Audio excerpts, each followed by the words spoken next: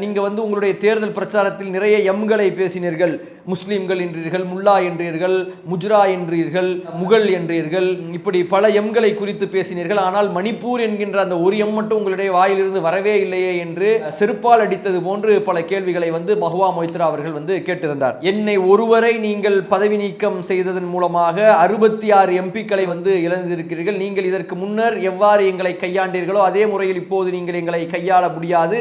230க்கும் அதிகமான எம்பிக்கள் எதிர்க்கட்சியின் சார்பாக நாங்கள் வந்திருக்கிறோம், நெருப்பாற்றில் நீந்தி வந்திருக்கிறோம், நீங்கள் எங்களை எதுவும் செய்துவிட முடியாது என்கின்ற ஒரு தைரியத்தோடும் ஒரு பெரிய நம்பிக்கையோடும் மஹுவா மொய்த்ரா அவர்கள் பேசியதை பார்க்க முடிந்தது. செய்தியும் சிந்தனையும் என்கின்ற நிகழ்ச்சியின் வாயிலாக தினந்தோறும் பத்திரிகைகளில், செய்தி சேனல்களில் வரக்கூடிய செய்திகளையும் அது குறித்த நமது பார்வைகளையும் பார்த்து வருகின்றோம். அந்த அடிப்படையில் சமீபத்தில் நிறைவுற்ற நாடாளுமன்ற இரு அவைகளினுடைய கூட்டுத்தொடர்கள் அது குறித்த முக்கியமான செய்திகளை நாம் பார்க்கவிருக்கின்றோம். நடந்து முடிந்த தேர்தல்களுக்கு பிறகு தற்போது நாடாளுமன்றத்தின் இரவைகளும் கூடி மக்களவையில் உறுப்பினர்கள் ஒவ்வொருவரும் தங்களுடைய பதவி பிரமாணங்களை எடுத்துக்கொண்டார்கள். அதற்கு பிறகு சபாநாயகர் தேர்ந்தெடுக்கப்பட்டார். அதற்கு பிறகு ஜனாதிபதியினுடைய உரை நிகழ்ந்தது. ஜனாதிபதியினுடைய உரைக்கு பிறகு நன்றி தெரிவிக்கக்கூடிய உரைகள் நிகழ்ந்தன. இந்த விஷயங்கள் குறித்து தான் நாம் பார்க்கவிருக்கிறோம். இப்போ நாம் பேசிய விஷயங்கள் எப்போதும் வழக்கமாக எல்லா அரசாங்கங்களிலும் நடக்கக்கூடியவையாக இருந்தாலும் சமீபத்தில் நடந்து முடிந்திருக்கக்கூடிய இந்த நாடாளுமன்ற கூட்டத்தொடர் என்பது முற்றிலுமாக வேறுபட்டு இருந்ததை பார்க்க முடிகிறது. கடந்த 10 ஆண்டுகளுக்கும் மேலாக நாடாளுமன்றம் என்பது ஒரு எதிர்க்கட்சி தலைவர் இல்லாமல் இயங்கிக் கொண்டு இருந்தது. எதிர்க்கட்சி தலைவர்களாக இருப்பதற்கு குறிப்பிட்ட அளவிற்கு உறுப்பினர்கள் தேவை. அது எந்த ஒரு பெரிய கட்சிக்கும் இல்லை என்கின்ற அடிப்படையில் காங்கிரஸுக்கு நாடாளுமன்றத்தினுடைய லீடர் ஆஃப் ஆப்போசிஷன் என்று சொல்லக்கூடிய நாடாளுமன்ற எதிர்க்கட்சி தலைவருடைய பதவி கொடுக்கப்படவில்லை. எதிர்க்கட்சி தலைவர் பதவி என்பது ஒரு கேபினெட் அமைச்சருக்கு நிகரான ஒரு பதவி. அது அரசியலமைப்பு சட்டம் கொடுத்திருக்கக்கூடிய அங்கீகாரம், அதற்கென்று சிறப்பு அதிகாரங்கள் இருக்கக்கூடிய ஒரு பதவி.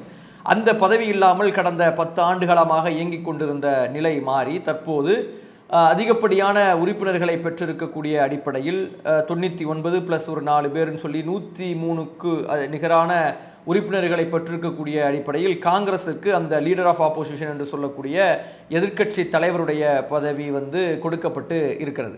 இந்த அடிப்படையில் இது ஒரு சடங்கு சம்பிரதாயமாக மட்டும் இல்லாமல் எவ்வாறு தேர்தலுக்கு முன்னர் இந்தியா கூட்டணியை சார்ந்தவர்கள் பிஜேபி மற்றும் அதனுடைய கூட்டணி கட்சிகளை கொள்கை ரீதியாக களத்தில் எதிர்த்தார்களோ அந்த விஷயத்தை நாடாளுமன்றத்திலும் அழகிய முறையில் நடத்தியிருப்பதை பார்க்க முடிகிறது. குறிப்பாக சொல்ல வேண்டுமே ஆனால் ஜனாதிபதியினுடைய உரை நிகழ்ந்து முடிந்ததற்கு பிறகு முக்கியமான பிரச்சனையாக இருக்கக்கூடிய நீட் குறித்த ஒரு பெரிய ஒரு சலசலப்பு நாடாளுமன்றத்தில் நடந்தது. பொதுவாக ஜனாதிபதியினுடைய உரை முடிந்ததற்கு பிறகு ஜனாதிபதியினுடைய உரைக்கு நன்றி தெரிவிக்கக்கூடிய ஒரு கூட்டம் என்பது நடக்க வேண்டும். ஆனால் நீட் என்கின்ற ஒரு பிரச்சனை பெரிய அளவில் பூதாகரமாக உருவாகி இருக்கிறது. நீட்டுக்கு பிறகு நீட் பிஜி என்கின்ற தேர்வு, சிஎஸ்ஐஆர் நெட் என்கின்ற தேர்வு, நெட் என்கின்ற இன்னொரு தேர்வு அனைத்தும் ரத்து செய்யப்பட்டு இருக்கிறது. பல பேர் தேர்வுக்காக தயாராகி தேர்வு எழுத முடியாத ஒரு நிலை உருவாகி இருக்கிறது. நீட் தேர்வை எழுதியவர்களில் ஒரு குறிப்பிட்ட தேர்வு மையத்தில் இருந்து வந்தவர்கள் அதிகமான மதிப்பெண்களை பெற்றிருக்கிறார்கள்.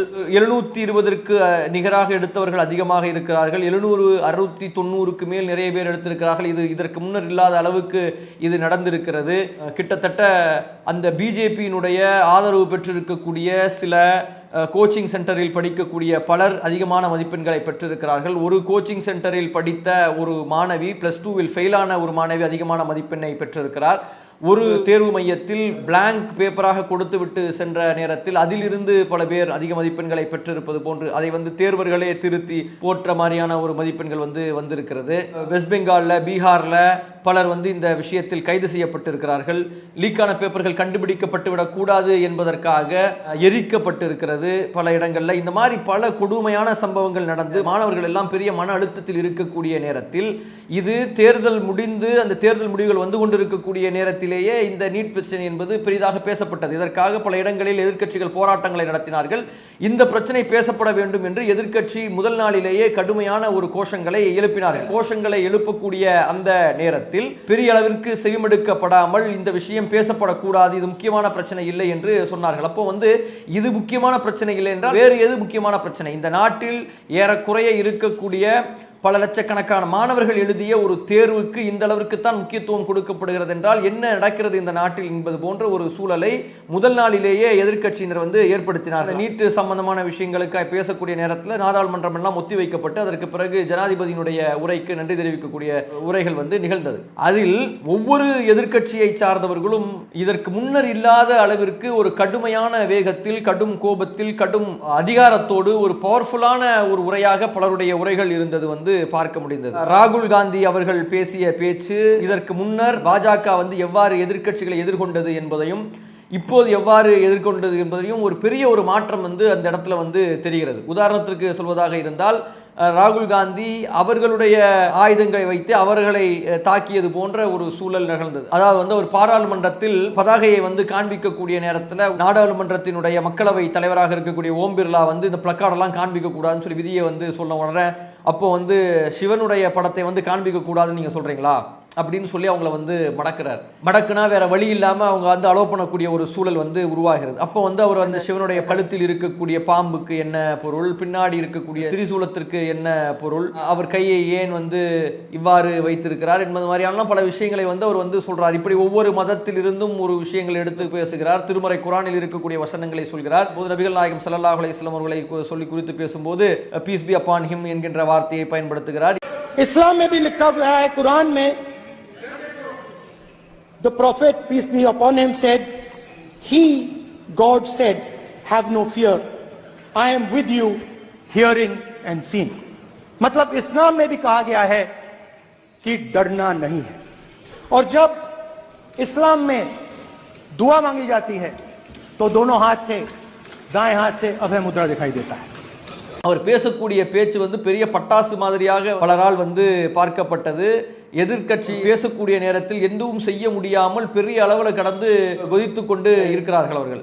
முக்கியமா என்ன ஒரு விஷயத்தை சொல்றாருன்னு சொல்லி கேட்டீங்கன்னா, இந்தியாவில் இருக்கக்கூடிய எல்லா மதங்களும் ஒரு விஷயத்தை போதிக்கிறது என்று சொல்லிவிட்டு அது அகிம்சையை போதிக்கிறது, சாத்வீகமான முறையில் செயல்படணும் என்பதை வந்து போதிக்கிறது, யாருக்கும் பயப்படாதீர்கள், யாரையும் பயமுறுத்தாதீர்கள் என்கின்ற ஒரு விஷயத்தை போதிக்கிறது, அமைதியை போதிக்கிறது என்பது மாதிரியான விஷயங்களை எல்லாம் சொல்லிக்கொண்டு இருக்கக்கூடிய நேரத்தில் அவர் இந்து மதத்தை குறித்து பேசக்கூடிய நேரத்தில் இந்து மதம் இந்த சிவனுடைய அந்த விஷயங்களை எல்லாம் எடுத்து சொல்லி அவர் பேசிக்கொண்டு இருக்கக்கூடிய ஒரு நேரத்தில் இந்துக்கள் என்று சொல்லிக் கொண்டிருக்கக்கூடியவர்கள் என்று பிஜேபியை குத்தி காண்பிப்பது போல பேசி அவர்கள் வந்து அகிம்சையை, அன்பை குறித்து போதிக்காமல் எப்பவும் வெறுப்பைத்தான் போதிக்கக்கூடியவர்களாக இருக்கிறார்கள், அமைதியை குறித்து போதிக்க சொன்னால் எப்பொழுதும் சண்டை போட்டுக் கொண்டுதான் இருக்கிறார்கள் என்பது மாதிரியான ஒரு விஷயத்தை பேசிய உடனே எல்லாரும் எந்திச்சு கூகுன்னு ஒரே கத்தல்.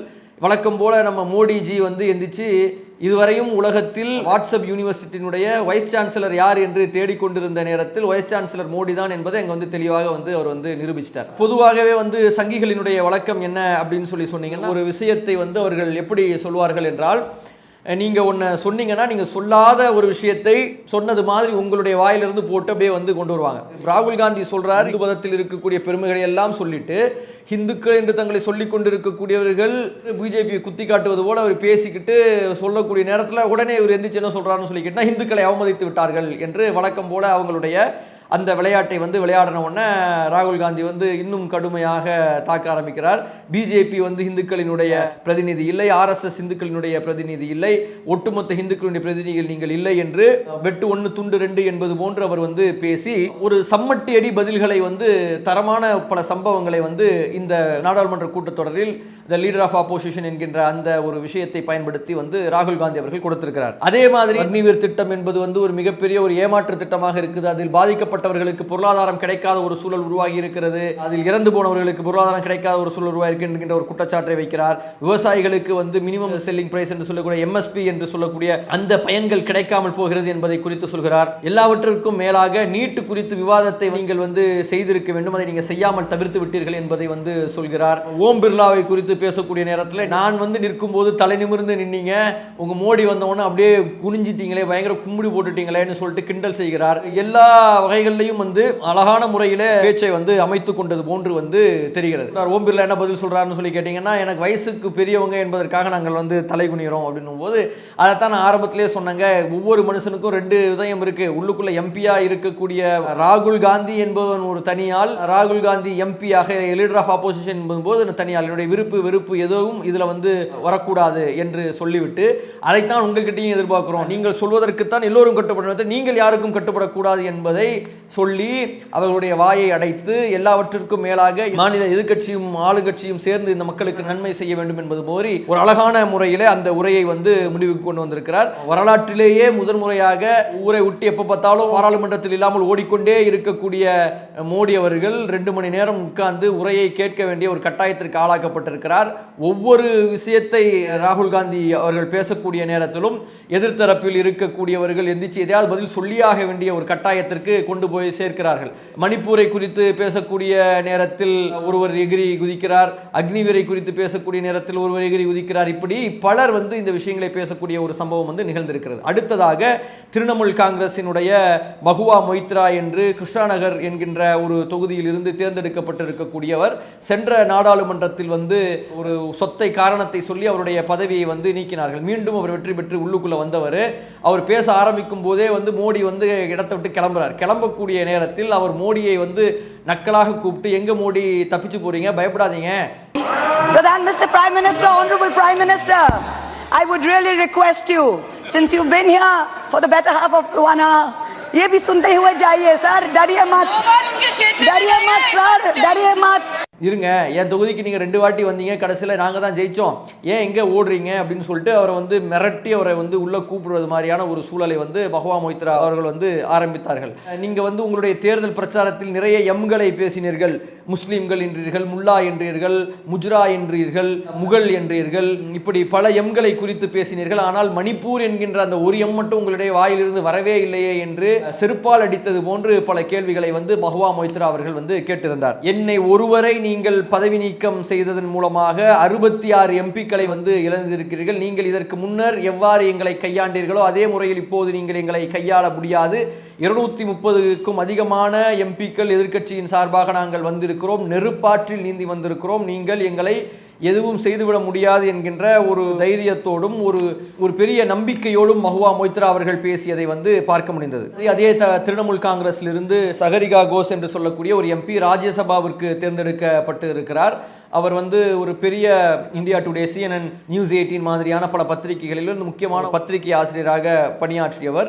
ராஜ்தீப் சர்தாசாய் அவர்களுடைய மனைவியாக வந்து இருக்கிறார். பல புத்தகங்களை வந்து எழுதியிருக்கிறார். இந்தியாவினுடைய மிக முக்கியமான ஒரு மூத்த பத்திரிகையாளராக இருக்கிறார். அவர்கள் சகரிகா கோஷ் அவர்களை வந்து திரிணாமுல் காங்கிரஸ் வந்து எம்பியாக ஆக்கியிருக்கிறது. அவரும் மிக சிறப்பான முறையில் பல கருத்துக்களை வந்து பதிவு செய்திருக்கிறார். உதாரணத்திற்கு வந்து இந்த நாட்டில் இருக்கக்கூடிய மீடியாக்கள் எந்த அளவிற்கு மோசமாக இருக்கிறார்கள் என்பதை அவர் வந்து பேசியிருக்கிறார். நீட் விஷயத்தை குறித்து பேசுகிறார்கள். அந்த விஷயத்தில் எந்த அளவிற்கு மாணவர்கள் பாதிக்கப்பட்டிருக்கிறார்கள் என்பதை குறித்து அழுத்தம் திருத்தமாக பேசியிருக்கிறார். தன்னுடைய மகன் ஒரு டாக்டர், இந்த விஷயத்தில் மாணவர்கள் எந்த அளவிற்கு மன அழுத்தத்திற்கு உள்ளாவார்கள் என்பதை குறித்து பேசியிருக்கிறார். அதே மாதிரி வந்து எப்ப பார்த்தாலும் எமர்ஜென்சின்னு பேசிக்கிட்டே இருக்கீங்களே, எத்தனை வருஷத்துக்கு தான் நீங்க எமர்ஜென்சியை குறித்து நீங்கள் வந்து பேசுவீர்கள்? நீங்க டெமோக்ரஸிக்கு எப்ப தான் வரப்போறீங்க? எமர்ஜென்சின்னு வாயில தான் பேசுறீங்களே தவிர நூற்றுக்கணக்கானவர்களை கொண்டு போய் நீங்க ஜெயிலில் வைத்திருக்கிறீர்களே என்று பேசியிருக்கிறார். அப்போ சகரிகா கோஷ் போன்றவர்கள் ஒரு முக்கியமான ஒரு பேச்சுக்களை வந்து அந்த இடத்துல வந்து பேசியிருக்கிறாங்க. அதே ராஜ்யசபாவில் ஜான் பிரிட்டா என்று சொல்லக்கூடிய கேரளத்தை சார்ந்த கம்யூனிஸ்ட் எம்பியாக இருந்தவர், அவர் எப்போதுமே வந்து நகைச்சுவையாக பேசக்கூடிய ஜான் பிரிட்டா அவர்கள் வந்து பெரிய அளவில் பேசியிருக்காங்க. நீங்க வரலாற்றை எந்த அளவுக்கு மாத்திக்கிட்டு இருக்கீங்கன்னு சொல்லி சொன்னா ஒரு சூழல் வரலாம். காந்தி வந்து சுட்டுக் கொல்லப்படவில்லை, மாறாக அவர் வந்து ஜுரம் வந்து செத்து போயிட்டார் என்று கூட நீங்கள் வந்து வரலாற்றை மாற்றி எழுதுவீர்கள். அந்த இடத்துக்கு ஏன்பா கோட்ஸே வந்தார் அப்படின்னு சொல்லி கேட்டா, உடம்பு சரியில்லாமல் இருந்த காந்தியை வந்து ஹாஸ்பிட்டலுக்கு கூட்டு போறதுக்கு தான் கோட்ஸே வந்தார் என்று நீங்கள் சொல்வீர்கள் என்பது போன்று ஒரு நக்கலான ஒரு பேச்சை வந்து பேசுகிறார். அவருடைய பேச்சை வந்து ஜெகதீப் தன்கர் என்று சொல்லக்கூடிய ராஜ்யசபாவினுடைய சேர்மனாக இருக்கக்கூடிய வைஸ் பிரசிடென்ட் வந்து தடுக்கக்கூடிய நேரத்தில் அவரையே எதிர்த்து நீங்கள் என்னை வந்து பேச்சை வந்து மடைமாற்றுகிறீர்கள், என்னுடைய பேச்சை வந்து திசை திருப்புகிறீர்கள் என்று அவரையே குற்றம் சாட்டுகிறார். அவருடைய பேச்சை வந்து உடனடியாக நீங்கள் நிறுத்துங்கள்னு சொல்லி சொன்ன உடனே நக்கலாக தேங்க்யூ என்று சொல்லிக்கிட்டு உட்கார்ந்த உடனே அவர் வந்து என்னடா அசிங்கப்படுத்துறானே அப்படின்னு சொல்லிட்டு ஒரு 30 செகண்ட் பேசுங்கன்னா 30 செகண்ட் பேசின உடனே திரும்பியும் வந்து அசிங்கப்படுத்துகிறார். என்ன அசிங்கப்படுத்துறாருன்னு சொல்லி சொன்னால், இந்த இடத்துல வந்து பொதுவாக வந்து சொல்வார்கள் கோடி மீடியா என்று சொன்னால் ஹிந்தியில் தொடையில் உட்கார்ந்து கொண்டு இருக்கக்கூடிய ஒரு நாய், என்று அர்த்தம். எல்லா மீடியாக்களும் வந்து மோடிக்குத்தான் சப்போர்ட் பண்றாங்க என்கின்ற வார்த்தைக்காக இதை வந்து பயன்படுத்துறாங்க. அவர் அப்படி சொல்லல. அவங்க வந்து தொடையில உட்கார்ந்துல அவங்க காலிலேயே விழுந்து கிடக்கக்கூடிய மீடியாக்களாக வந்து கிடக்குது என்று சொல்லி கடைசியில் முடிக்கும் போதும் அவர் வந்து முடிக்கும் போதாவது நியாயமா முடிப்பாருன்னு சொல்லி பார்த்தா, பொதுவாக வந்து நீங்க வந்து ஒரு பேச்சை வந்து பாதியில முடிங்கன்னு சொல்லி சொன்ன உடனே அங்க இருக்கக்கூடிய எம்பிக்கெல்லாம் என்ன செய்வாங்க, சார் 2 minutes 3 minutes 4 minutes சொல்லி கெஞ்சுவாங்க. இவர் ஒண்ணுமே கெஞ்சவே இல்லை. அவர் சொன்ன உடனே நக்கலாவே ஓகேன்னு சொல்லிட்டு தேங்க்யூன்னு சொல்லிட்டு உட்காராரு. இவனடா அசிங்கப்படுத்துறான்னு சொல்லிட்டு ஒரு 30 செகண்ட் கொடுத்தா 30 செகண்ட்லையும் திரும்ப அடுத்து ஒரு குண்டை தூக்கி போட்டு திரும்ப ஒரு அசிங்கப்படுத்தி அவர் வந்து உட்காரார். இப்படி வந்து ராஜ்யசபாவில் இருக்கக்கூடிய எதிர்க்கட்சியினுடைய எம்பிக்கள் சஹரிகா கோஷ், அந்த ஜான் பிரிட்டா போன்றவர்கள் எல்லாம் வந்து செய்தார்கள். அதே மாதிரி மணிப்பூரில் இருந்து வந்திருந்த ஒரு காங்கிரஸ் எம்பி பிமல் அகோய்ஜாம் என்று சொல்லக்கூடிய ஒரு நபர், அவர் வந்து அவ்வளவு வலியோடும் வேதனையோடும் தன்னுடைய மணிப்பூர்ல இருக்கக்கூடிய விஷயங்களை வந்து பேசுறார். I would keep quiet the moment the Prime Minister opened his mouth and the Nationalist Party says that Manipur is part of India and we care for the people of that state. The hurt, the anger has thrown a nobody like me to be part of this temple of democracy. Bidding the BJP cabinet minister think about the pain. If you hear an anxiety, anguish and pain in my voice, please go back and see those 60,000 people languishing in the relief camp. Manipur என்கின்ற ஒரு மாநிலம் இந்தியாவினுடைய வடகிழக்கு எல்லையில் இருக்கக்கூடிய ஒரு மாநிலம். அந்த மக்கள் வந்து இந்தியர்கள், இந்தியாவுக்காக உழைக்கக்கூடியவர்கள், உழைத்தவர்கள். அந்த மக்களை வந்து இன்னைக்கு இந்த அரசாங்கம் நடத்தி கொண்டிருக்கக்கூடிய விதம் கிட்டத்தட்ட 1 வருடங்களாகிவிட்டது. இன்னும் அந்த இடத்தில் வந்து உள்நாட்டு போர் நடந்து கொண்டிருக்கிறது. குக்கி என்று சொல்லக்கூடிய, மெய்ட்டி என்று சொல்லக்கூடிய 2 பக்கங்கள் இருக்கக்கூடிய மக்களும் ஒருவர் துப்பாக்கி ஏந்தி தாக்கிக் கொள்ளக்கூடிய அளவிற்கு கொண்டு போய் விட்டு விட்டார்கள். அங்கே இருக்கக்கூடிய வீரேந்திர சிங் என்று சொல்லக்கூடிய ஒரு முதலமைச்சர் எதை குறித்தும் கவலைப்படாமல் வந்து ஒரு பெரிய அளவிற்கு மக்களை பிரித்தாள்வதிலேயே குறியாக இருக்கிறார். அவருடைய ஆட்சியை கலைக்காமல் அந்த இடத்திற்கு இதுவரை செல்லாமல் மோடி இருந்து கொண்டிருக்கிறார். இது குறித்து பல ஆண்டு காலமாக பேசிக் கொண்டிருந்தாலும் அந்த இடத்திலிருந்து வந்து அங்க மக்களுக்காக பேசக்கூடியவர் அவ்வளவு உணர்ச்சி பூர்வமாக கோபத்தில் கொந்தளித்து அந்த மனிதர் வந்து பேசுகிறார். 60,000 மக்கள் அகதிகள் முகாம்களில் இருந்து கொண்டிருக்கிறார்கள். வாழ்வதற்கு தகுதியில்லாத இடத்தில் இருந்து கொண்டிருக்கிறார்கள். ஒவ்வொரு அடிக்கும் அங்கே துப்பாக்கி ஏந்திய போலீஸ்காரர்கள் இருந்த நேரத்திலும் கூட அங்கே வந்து உள்நாட்டு கலவரம் என்பது நடந்து கொண்டு இருக்கிறது. நாங்கள் இந்த நாட்டிற்காக ஏராளமானவற்றை செய்திருக்கிறோம். கைகளில் ஒரு சூசை பாமரை வந்து உயிரை குறித்து கவலைப்படாமல் கைகளில் பிடித்து எங்களுடைய மாநிலத்தை சார்ந்த ஒரு ராணுவ வீரர்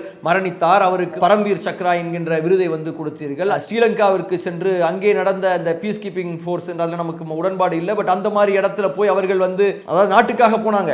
அந்த இடத்தில் இந்திய அரசாங்கம் செய்ததில் வந்து நமக்கு மாற்று கருத்துக்கள் இருக்கலாம். அந்த நேரத்தில் இந்திய ராணுவம் அந்த இடத்தில் நடந்த அட்டூழியங்கள்ல நமக்கு மாற்று கருத்து இருக்கலாம். ஆனால் அந்த இடத்தில் ஒரு இந்திய ராணுவ வீரராக போய் இந்திய நாட்டுக்காக மரணித்தவர்களாக அவங்க இருக்கிறாங்க. மேரி கோம் என்று சொல்லக்கூடிய ஒரு பெண்மணி இந்தியாவுக்காக குத்துச்சண்டையில் பல தங்க பதக்கங்களை வென்றிருக்கிறார்கள். இவர்களுக்கெல்லாம் என்ன நீங்கள் மரியாதையை கொடுத்தீர்கள் என்று அவர் வந்து ஒரு உணர்வுபூர்வமாக பேசுகிறார். அவர் இந்த அளவிற்கு கோபத்தில் அவர் வந்து கொந்தளிக்கிறார். அவருடைய பேச்சு வந்து அவ்வளவு கொந்தளிப்பாக இருக்கிறது. அப்போ அவருடைய பேச்சுக்கு இடையூறாக வரக்கூடிய நேரத்தில் மணிப்பூரை குறித்து ஒரு வார்த்தை கூட பேசாமல் இருக்கக்கூடிய மோடியை குறித்து அவ்வளவு மோசமாக பேசுகிறார். ஒரு சாதாரணமான மனிதனாக என்னை மணிப்பூர் மக்கள் தேர்ந்தெடுத்து இங்கே அனுப்பி இருக்கிறார்கள். என்னுடைய வார்த்தையில் இருக்கக்கூடிய வேதனைகளை நீங்கள் புரிந்து கொள்ளுங்கள். மணிப்பூர் மக்கள் இந்த நாட்டை சார்ந்தவர்கள் தானா என்பதை வந்து நீங்கள் வந்து நிரூபிப்பதற்கான தருணமாக இருக்கிறது. மணிப்பூருக்கு நீங்கள் என்ன செய்தீர்கள், என்ன செய்ய போகிறீர்கள் என்பதை குறித்து வாய் திறந்து பேசுங்கள். உங்களுடைய வாய்கள் பேசத் தொடங்கும் போது நாங்கள் அமைதியாகி விடுவோம் என்று உணர்ச்சி பூர்வமாக அந்த மனிதர் வந்து பேசிய விஷயங்களும் வந்து நாடாளுமன்ற கூட்டத்தொடரில் வந்து நடக்குது. மதுரையில் இருந்து தேர்ந்தெடுக்கப்பட்டிருக்கக்கூடிய கம்யூனிஸ்ட் எம்பியாக இருக்கக்கூடிய சகோதரர் வெங்கடேசன் அவர்கள் கட்டுமையான வருத்தெடுக்கக்கூடிய வகையில் தன்னுடைய உரையை வந்து அமைத்துக் கொள்கிறார். செங்கோல் என்கின்ற ஒன்றை வந்து வைத்திருக்கிறீர்கள். செங்கோல், தலையில் இருக்கக்கூடிய கிரீடம், முடியாட்சி இவர்களை எல்லாம் தூக்கி எறிந்துதான் இங்கே மக்களாட்சி என்பது நிறுவப்பட்டிருக்கிறது. நீங்கள் செங்கோலை கொண்டு வந்து வைத்திருக்கிறீர்கள். செங்கோல் என்கின்ற ஒன்றை வைத்திருந்த அரசர்கள் தங்களுடைய அந்தப்புறத்தில் எத்தனை பெண்களை வைத்திருந்தார்கள் என்கிறதை குறித்து வந்து அவர் பேசுறார். அது மட்டும் இல்லாமல் செங்கோல் என்பது அறம் குறித்து பேசக்கூடிய ஒன்றாக இருக்கிறது. ஏதாவது ஒரு குறைந்தபட்ச தகுதி பிஜேபிக்கு இருக்கிறதா என்கின்ற ஒரு கேள்வி வந்து அவர் கேட்டிருக்கிறார். தமிழகத்தில் வந்து நீங்க வரக்கூடிய நேரத்தில், தமிழ்நாட்டில் முதல்ல தேர்தல் நடக்கக்கூடிய நேரத்தில் நீங்க என்னென்ன விஷயங்களை எல்லாம் நீங்க பேசுனீங்க, இப்போ வந்து தமிழ்நாட்டை விட்டு போனதற்கு பிறகு பீகார் தேர்தலில் போயிட்டுனா பீகார் மாநிலத்தை சார்ந்தவர்களை வந்து தமிழர்கள் மதிப்பதில்லைன்னு சொல்லி சொன்னீங்க. உத்தரப்பிரதேசத்தில் இருக்கக்கூடிய இடத்துல போய் உத்தரப்பிரதேசத்தை தமிழர்கள் மதிப்பதில்லைன்னு சொல்லி சொன்னீங்க. இப்படி வந்து பீகார்லையும் உத்தரப்பிரதேசத்திலும் தமிழர்களை வந்து தரக்குறைவாக பேசி ஓட்டு வாங்குவதற்காக நீங்கள் முயற்சி செய்தீர்கள் என்பதை எல்லாம் குறித்து மிக கடுமையாக சு வெங்கடேசன் வந்து வைத்தார். அதே மாதிரி திமுகவை சார்ந்த ராசா அவர்கள் பேசினார். நீங்கள் வந்து இஸ்லாமியர்களை வெளிநாட்டில் இருந்து வந்தவர்கள் என்று சொல்வீர்களே, ஆனால் ஆரியர்களையும் வெளிநாட்டில் இருந்து வந்தவர்கள் என்றுதான் நீங்கள் சொல்ல வேண்டும் என்பது மாதிரியான வந்து ஒரு விஷயங்களை வந்து வைத்து பேசினார். எமர்ஜென்சி என்று எமர்ஜென்சியை பற்றி பேசுகிறீர்கள். எமர்ஜென்சியால் நாங்களும் பாதிக்கப்பட்டோம், மாற்று கருத்தில்லை. ஆனால் எமர்ஜென்சியை பற்றி பேசுவதற்கான தகுதி உங்களுக்கு இருக்கிறதா? நீங்கள் எமர்ஜென்சியில் நடந்த பிரச்சனைகளுக்காக இந்திரா காந்தி அவர்கள் மன்னிப்பு கேட்டார். அதற்கு பிறகு அந்த எமர்ஜென்சியில் நடந்த தவறுகளை வந்து திருத்திக் கொள்வதற்கான ஒரு வாய்ப்பு இருந்தது. ஆனால் நீங்கள் செய்வது பச்சை பாசிசம் என்று சொல்கிறார். மனிதர்களுக்கு எதிராக வெறுப்பை விதைக்கிறீர்கள், மனிதர்களை பிரிக்க நினைக்கிறீர்கள். இதன் மூலமாக இந்த நாட்டிற்கு நீங்கள் ஏற்படுத்தக்கூடிய இழப்பு என்பது irreparable, திரும்ப வந்து கொண்டு வர முடியாத அளவிற்கான ஒரு மோசமான ஒரு பாதிப்பை ஏற்படுத்தும் என்று பேசுகிறார். அதே மாதிரி வந்து சாதாரண ஒரு குடும்பத்தில் இருந்து வந்த என்னுடைய மூதாதையர்கள், நான் வந்து இன்னைக்கு எம்பியாக மாறி இருக்கிறேன், என்னுடைய மகள் வந்து ஒரு லாயராக லண்டனில் படித்து கொண்டிருக்கிறார், இவையெல்லாம் நடந்தது எதனால் என்பதை குறித்து, அதற்கு பின்னணியில் இருக்கக்கூடிய சமூக நீதி என்பதை குறித்து எல்லாம் பேசியிருக்கிறார். ஒட்டுமொத்தமாக நீங்கள் பார்க்க வேண்டுமேயானால் இந்த நாடாளுமன்ற கூட்டத்தொடரில் எதிர்க்கட்சிகளினுடைய பேச்சினால் ஆளுங்கட்சி பெரிய அளவிற்கு பாதிக்கப்பட்டது போன்றதான் தெரிகிறது. ஒரு நாளைக்கு முன்னாடியே மக்களவை வந்து முடித்து கொண்டார்கள். மாநிலங்களவையில் அதற்கு பிறகு பேச வேண்டிய பிரதமர் வந்து கதைகளை எல்லாம் சொல்லி சிறுபிள்ளைத்தனமாக ராகுல் காந்தி பேசுகிறார் என்ற மாதிரியான வார்த்தையை எல்லாம் பயன்படுத்தி முடிக்கிறார். உண்மையில சிறுபிள்ளைத்தனமாக அவர் பேசினாரா இல்லை பிரதமர் பேசுகிறாரா என்பதை வந்து மக்கள் வந்து பார்த்து கொண்டு இருக்கிறார்கள்.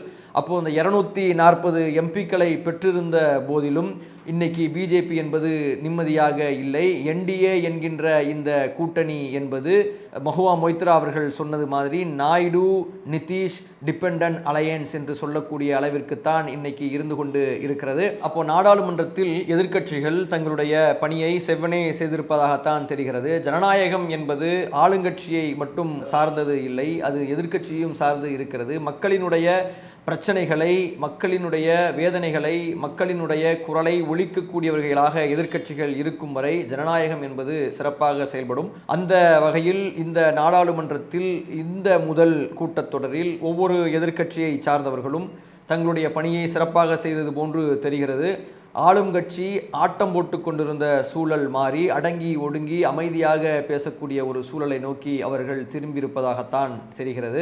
240 தொகுதிகளில் வெற்றி பெற்றும் நிம்மதி இல்லாமல், பிரதம மந்திரியாக ஆனதற்கு பிறகும் முகத்தில் சிரிப்பில்லாமல் மோடி அவர்கள் இருந்து கொண்டு இருப்பதுதான் இன்று ஜனநாயகம் அவர்களுக்கு கொடுத்திருக்கக்கூடிய விடையாக இருக்கிறது என்று சொல்லி இந்த உரையை முடித்துக் கொள்கிறோம். வாஹித்வான் அல்ஹம்துலில்லாஹ். அஸ்ஸலாமு அலைக்கும் வரஹ்மத்துல்லாஹ். இஸ்லாம் மற்றும் சமுதாய செய்திகளை அறிந்து கொள்ள தமிழ்நாடு தௌஹீத் ஜமாஅத் யூடியூப் பக்கத்தை உடனடியாக சப்ஸ்கிரைப் செய்து கொள்ளுங்கள்.